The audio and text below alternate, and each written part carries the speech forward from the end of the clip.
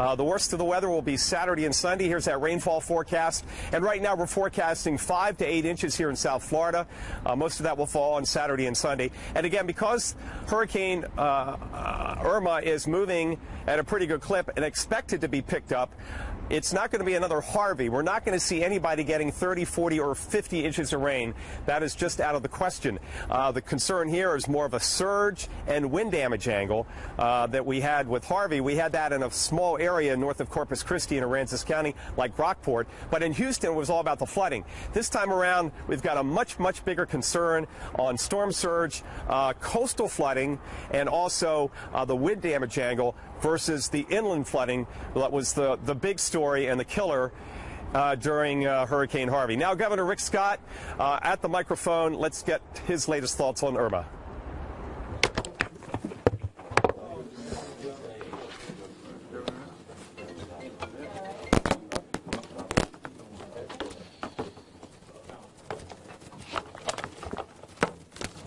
It's only going to fall when he gets up here.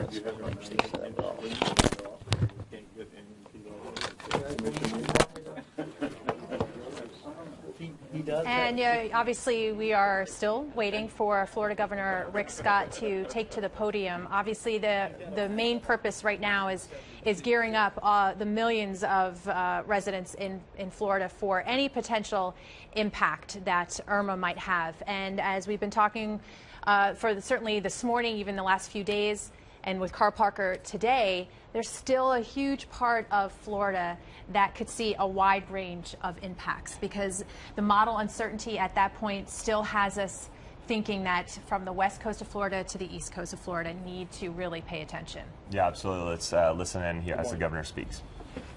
This morning, the National Hurricane Center is reporting that Hurricane Irma remains a dangerous and life-threatening Category 5 storm with winds of 185 miles per hour. The storm is massive, and the storm surge is predicted will go for miles. This is a massive storm. In some instances, it could cover homes and go very far inland. Right now, Irma is traveling at about 16 miles per hour. The track now has a forecast to directly impact the Florida Keys on Sunday as a devastating major hurricane. The Florida Keys should be prepared to start feeling the effects of the storm as early as Saturday. Storm surge and extreme winds are the biggest concern right now. The storm is bigger, faster, and stronger than Hurricane Andrew. We are being very aggressive in our preparation for this storm, and every Floridian should take this seriously and be aggressive to protect their family. It is important not to focus on the exact path of the storm. A storm of this size could have effects statewide, and everyone must be prepared. I know it shifted east in the latest forecast, but we all have to understand that this is serious and we cannot take chances. Regarding evacuations, right now there is a mandatory evacuation order in effect for all visitors in the Florida Keys. Tonight this order will go into effect for all residents. If you're told to evacuate, get out quickly. We can expect additional evacuations as the storm continues to come near our state. Everyone must listen to their local officials. Listen to your local officials on the evacuations. Individuals with special needs will be evacuated from Miami beginning this morning. Miami-Dade County officials are also advising residents living in low-lying areas to start evacuating today. I cannot stress this enough. Do not ignore evacuation orders. Remember, we can rebuild your home, but we cannot rebuild your life. Real-time traffic information and evacuation routes is available at www.fl511.com. www.fl511.com. At my direction, all tolls have been waived across Florida roadways.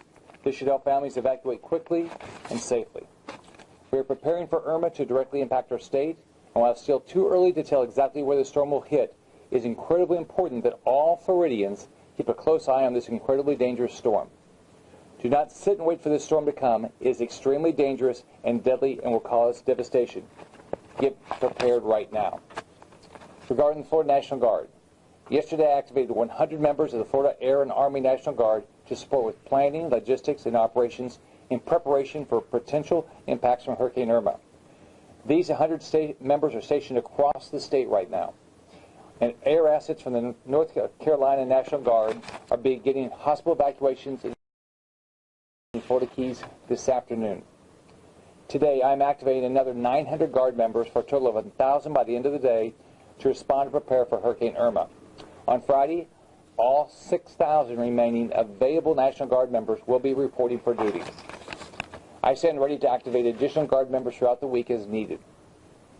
In addition, 13 helicopters and more than 1,000 tactical high water vehicles are on standby. Florida National Guard is coordinating with other states, and the National Guard Bureau is to ensure approximately 30,000 troops, 4,000 trucks, 100 helicopters, and air evacuation crews are ready to support our state. Regarding fish and wildlife, the Florida Fish and Wildlife Conservation Commission is preparing search and rescue teams for potential deployment. Regarding utility providers, I've been in constant contact with Florida utility providers.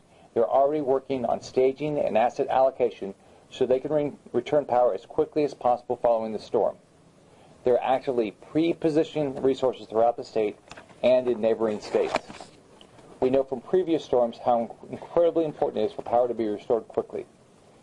I will be talking with the utilities often throughout the day, and I've urged county and city officials, including sheriffs and police chiefs, to reach out to their utility providers so we can all work together in response to Irma.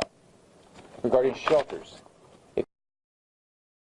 the chain, and what if the roads get damaged further up in South Miami or in the Upper Keys, and then we can't get any supplies there either. So even if we don't get